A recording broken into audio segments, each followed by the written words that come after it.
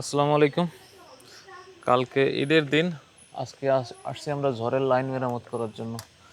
তো এই খুঁটিতে একটা পোল টু পোল তার ছিঁড়া আছে, যার কারণে মোটামুটি 30-40টা ঘরের বিদ্যুৎ বন্ধ আছে। ওই ওই ওই ওই জিনিসটা দেন তো, ওই ওইটা ওইটা। এখন পোল টু পোল তারটা জোড়া দিতে হবে, রড কটা দিয়ে না। এখনো অনেক ঘরে বিদ্যুৎ চালু হয়নি, মোটামুটি অনেক। আমাদের যে লাইন আছে 50% লাইন এখনো বন্ধ আছে। দেন দেন দেন, সব দেন। কাকা, কারেন্ট গেলে তো খালি মানে বিসমিল্লাহ বলে শুরু করেন গালাগালি করে না।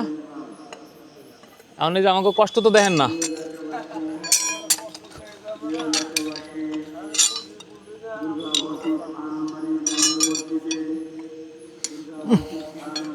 লোডশেডিংটা হইলেই মানুষ ভুলে যায় আমাদের কষ্ট। তো এখন এই ঝড়ের রাত্রে, এখন বাজে রাত 9টার বেশি।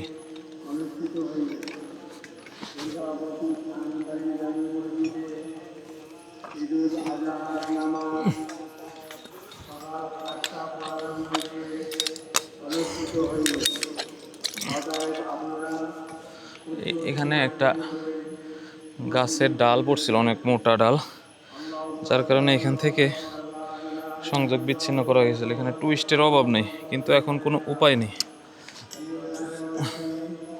এখন আপাতত গ্রাহক সেবা বিদ্যুৎ চালু রাখার জন্য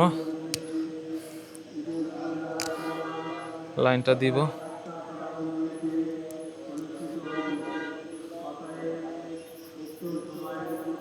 কাল ঈদের জামাত কয়টায়? 8টায় না? আল্লাহ ভালো জানে ঈদের নামাজ পড়তে পারবো কিনা।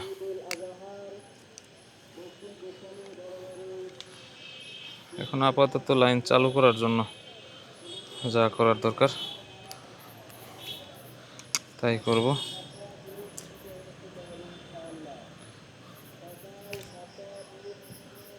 আপনাকে লাইটটা নিবান, চোখে লাগে।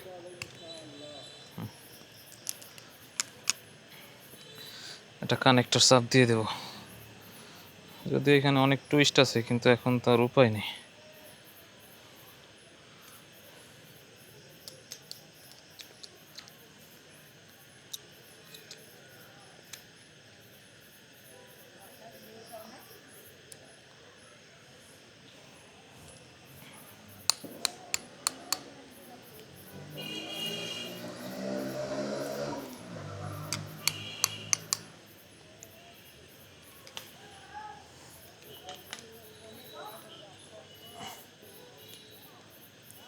এই সার্ভিস টপটা ঢুকাই দিই এখানে কাইটে, তাইলে একটু যানজট কমবে।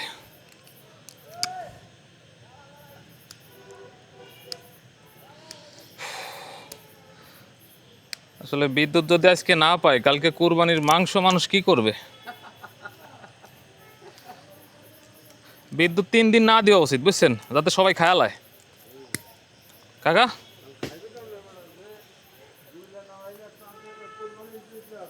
কে কোরবানি কি মানুষ ফ্রিজে থরজনে দিবে?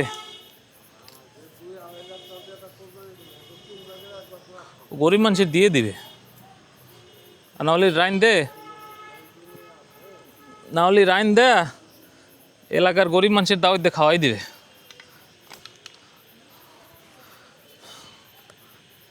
যাই হোক,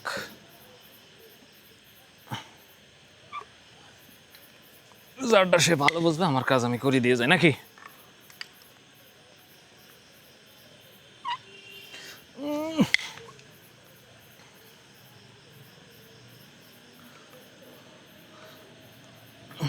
এখানে ঝড় হয়েছে কিন্তু সকাল 8টার সময়। চাইলে কিন্তু আপনারা আরও আগে গাছটা কাটিয়ে রাখতে পারতেন, তাইলে এত রাত হইতো না। বিকালবেলা এখানে আসছিলাম, ওইখানে তখনই দিয়ে যেতে পারতাম। তো যাই হোক, সংযোগটা দিলাম, এখন ওনারা কারেন্ট পাইবে।